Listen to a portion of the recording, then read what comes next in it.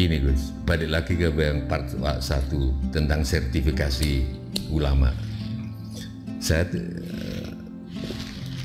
Aku kok tertarik yang berhak yang sebaiknya menyertifikasi ulama itu masyarakat. Nah masyarakat aku yakin Gus, setiap orang itu pasti dibekali yang nggak bisa selak, yaitu hati nurani setiap orang. Bener nggak sih Gus? Ya. Nah, oke ya. Nah, hati nurani orang itu pasti tahu ulama itu jelas, itu bukan ulama. Ulama itu ganteng tapi nggak enak dilihat. Ulama itu nggak ganteng tapi kok kalau dilihat itu damai dan gitu loh. Sudah tahu itu, tapi karena konco-koncone percaya nang ulama jelas itu, yang kono percaya juga. Si temennya menduga bahwa aku percaya itu, akibatnya terus percaya, apalagi dibikin oleh media massa dilihat followernya banyak ya. Wah ini kalau saya nggak ikut follow dia ketinggalan gitu kan. Gimana merasa ketinggalan. Aku nggak yakin mereka nggak tahu mana ulama palsu atau enggak. Sebetulnya kalau sertifikasi itu memang ulama itu dikatakan sebagai pewaris Nabi ya, yang sifat-sifatnya mengambil sifat Nabi yang sederhana saja lah, nggak usah yang sidik, amanah, fatonah. Waduh sulit itu, nggak ada sekarang. 4 itu ya. Iya. Rasulullah itu salah satunya. Contoh sifat Rasulullah itu basam itu murah senyum, bahasa Jawanya ajer peraupan gitu loh. Ajer peraupan. Dulu ketika ada orang punya problem di rumah, geger ambek bojone, sowan Rasulullah pengen dapat pencerahan, belum dikasih fatwa, Rasulullah senyum saja hilang masalah, padang gitu loh. Kakean utang gitu loh, datang ke Rasulullah arep sambat, karo Rasulullah diesemi tak rampung masalah. Itu dulu. Kalau hari ini berbeda, kadang-kadang nang omah akeh masalah, datang ke kiai, weruh kiai ini malah tambah mumet itu sekarang, karena kiainya juga kakean masalah juga. Karena kiai ini raisong guyu,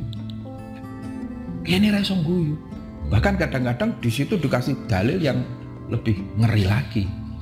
Nah itu juga, nah satu itu basam, murah senyum, ajar peraupan, dilihat dari wajahnya itu, oh sejuk, wah iki kepenak iki telogoning urip. Dalil-dalil urusan nanti dulu. Karena saya yakin kalau masyarakat pun golek dalilnya angel, dan pemahaman keagamaan itu kan beragam. Itu satu. Yang kedua cirinya adalah ainur rohmah, tatapan kasih sayang. Dari tatapan matanya itu udah kelihatan. Ini Gusmus pernah gitu kok. Gusmus ngendikan seperti itu. Ainur rohmah, ditatap gitu, sawang wis adem itu loh. Dari tatapannya. Nah, itu kita belum berbicara soal kualifikasi keilmuan, tapi dari hal-hal yang sederhana itu. Dan yang lebih otentik lagi kan ulama yang ajar dengan masyarakat. Baur. Iya. Masyarakat bisa melihat track record kalau hari ini ya. Kenang desane piye? Ana tanggane susah gelem nulungi pora. Atau dia hanya hidup bermegah-megahan dengan dirinya sendiri, atau dia mau turun ngopeni nuntun masyarakat. Alon-alon mulai alibakta, dia mengenalkan carane wudhu dan lain sebagainya. Itu kan tanpa kewelasan nggak mungkin, karena itu orang gaji nang desa itu mulang ngaji gitu. Itu berangkat dari tatapan tadi, welas asihnya dengan masyarakat itu loh.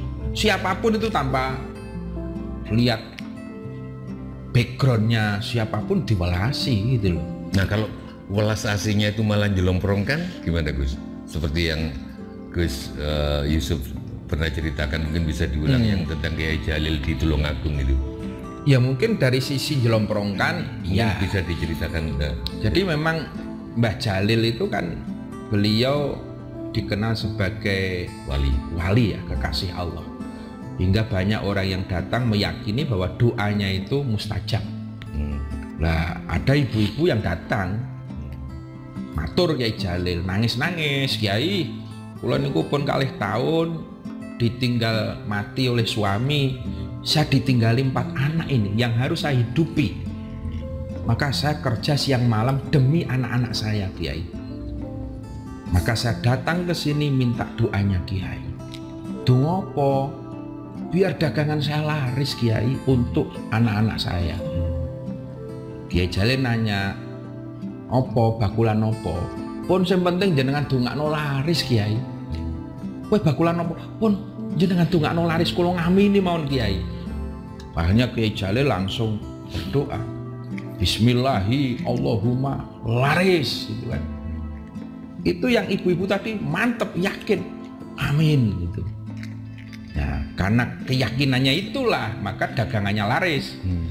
Nah, selang beberapa hari kemudian datang ke Kiai Jalil nangis-nangis lagi. Lho ono apa teko nangis-nangis? Anu Kiai, dagangan kula kelarisan, kula mboten mampu Kiai. Kula bar maghrib pun nonton sing dodok. Malam juga ada lagi, pagi belum istirahat, sudah ada langganan yang datang lagi.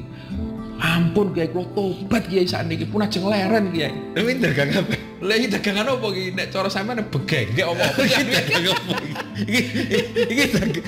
Iki dagang apa? Mungkin sing kene gak pandine yo ya. Dia pedagang daging mentah lah. Iya kan? Ternyata. Iya ternyata itu. Sampai kewalahan dia sehari. Nah, jadi kan jelom merengke berarti. Ya. Karena katanya Kiai harus kasih sayang. Iya. Karena berangkat dari keikhlasan tadi Kiai. Pokoknya niatin nulungi wong ben dadi apik.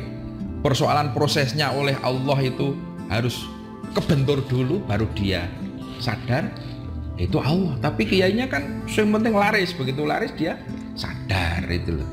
Nah itu ainur rahmannya di situ. Yang kadang-kadang kiai kelihatan ngeculke tapi ya malah ngeculke supaya dia kebentur dan itu dia selamat itu loh. Tidak langsung dimarahi. Coba kalau kiainya itu pemarah, oh biasa bukti kayak haram neraka, lari dia malah dodolan dewe, akhirnya untuk menghidupi 4 anaknya itu. Iya, akhirnya dia nggak kembali. Tapi karena doanya, karena kewelasannya, akhirnya dia kembalilah.